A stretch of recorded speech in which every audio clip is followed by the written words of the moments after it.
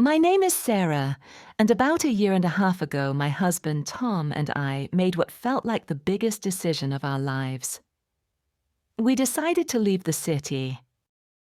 We'd spent almost 10 years there, in a small apartment that grew more cramped by the year, with no garden, just a tiny balcony. The city was a constant rush, loud and overwhelming, and we felt like two tiny cogs in a massive, impersonal machine. Our demanding jobs left us exhausted, with little energy for anything but the essentials. We began to dream of a different kind of life, slower, quieter, and connected to nature.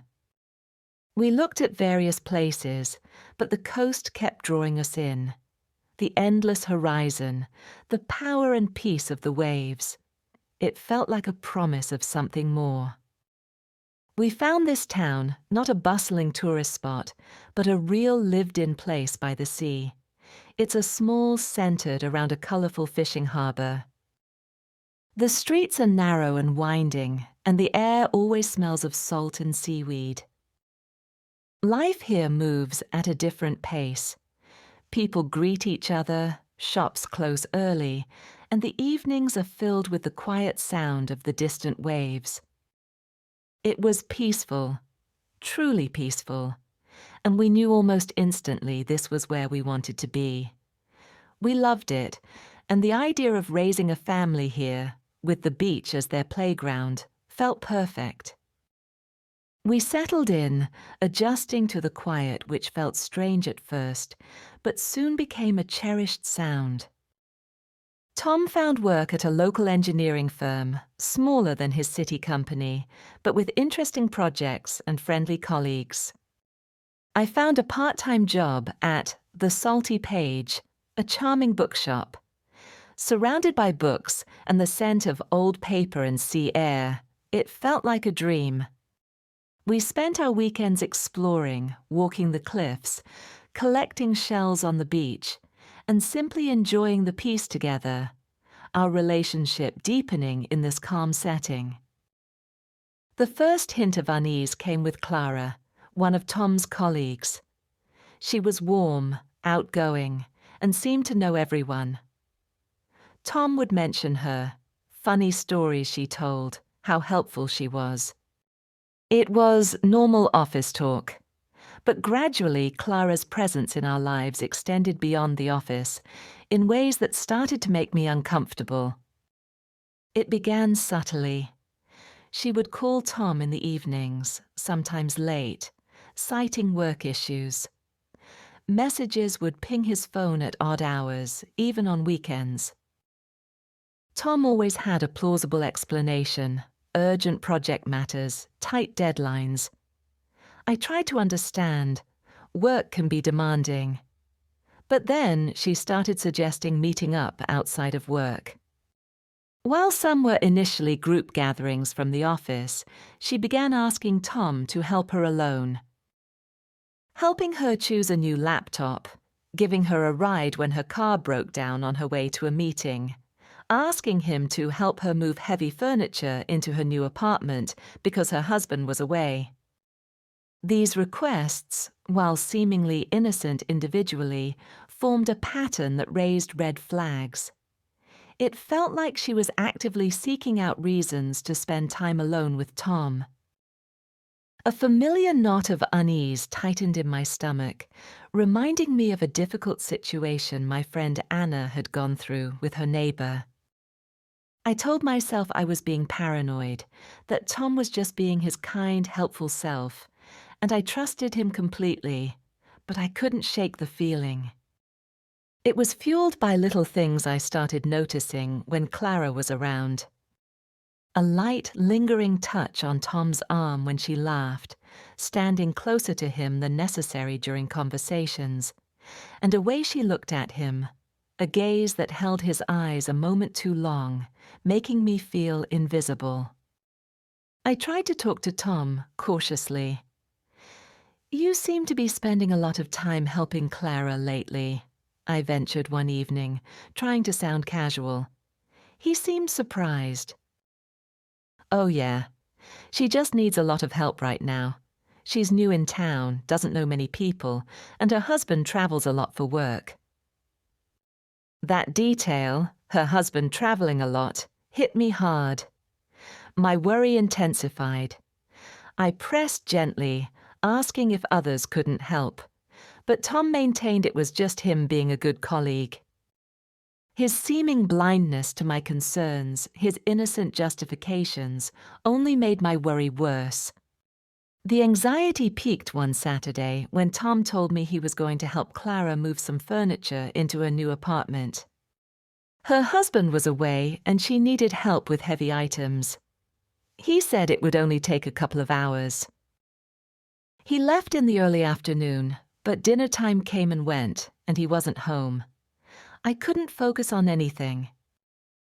My mind replayed every unsettling interaction I'd witnessed. Hours stretched by, filled with agonizing worry and doubt. Were they just moving furniture? Or was there more? He finally came home late, dusty and tired. His brief explanation, the furniture was heavy, the stairs narrow, did little to soothe my fears. I wanted to demand details, but the words wouldn't come. I felt like a jealous, suspicious wife, which was the last thing I wanted to be, yet that's exactly how I felt inside. That night, lying awake beside Tom, who seemed peacefully asleep, I felt a growing distance between us. I knew I had to talk to him properly, to lay everything out.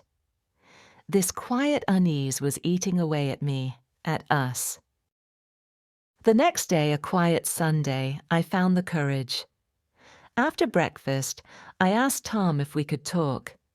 We sat down, and I took a deep breath and told him everything.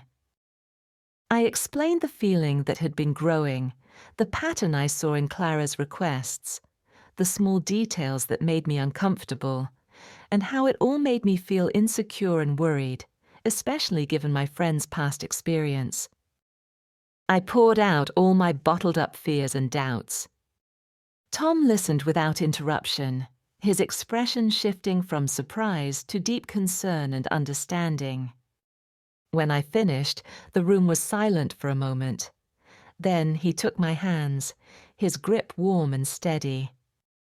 "Sarah," he said, his voice low and filled with regret, "I had no idea you were feeling this way.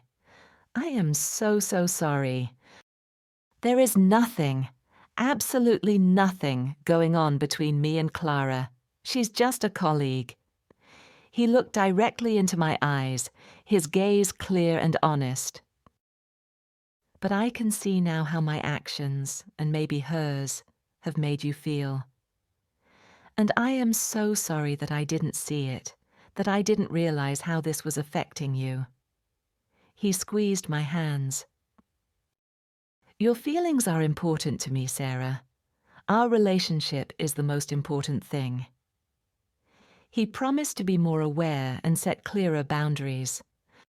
He said he would explain to Clara politely but firmly that his evenings and weekends were for his wife and that he needed to prioritize our time. He would suggest others help her or decline requests to meet alone outside of work. Hearing his sincerity, seeing his willingness to understand and change, brought an immense sense of relief. A heavy weight lifted from my chest. We talked for a long time that day, about trust, communication, and the future we wanted to build together. Things began to change.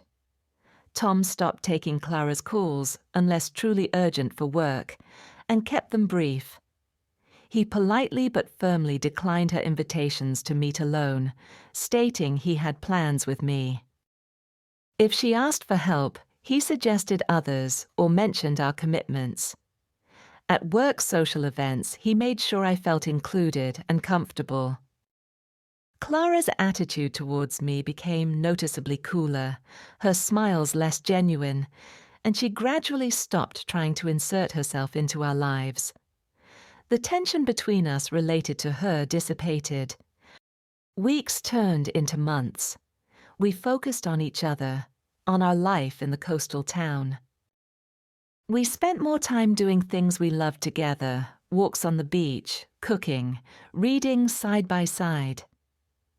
We talked openly about everything, ensuring no small worries could fester. Our relationship grew stronger, built on the foundation of honest communication we had reaffirmed.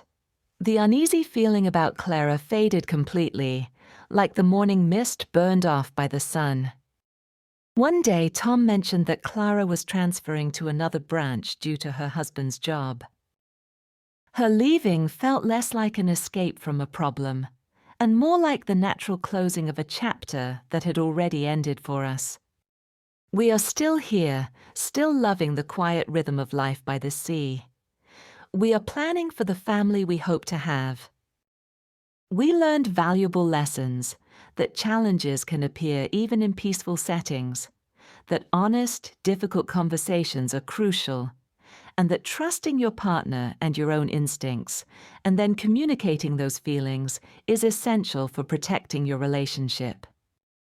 Facing that challenge together made us stronger, more connected, and more certain of our love. The peace we found here is now not just in the town itself, but also deep within our strengthened bond. If you liked this story, please subscribe, leave a comment, share it with others, and give it a like, as more stories are coming.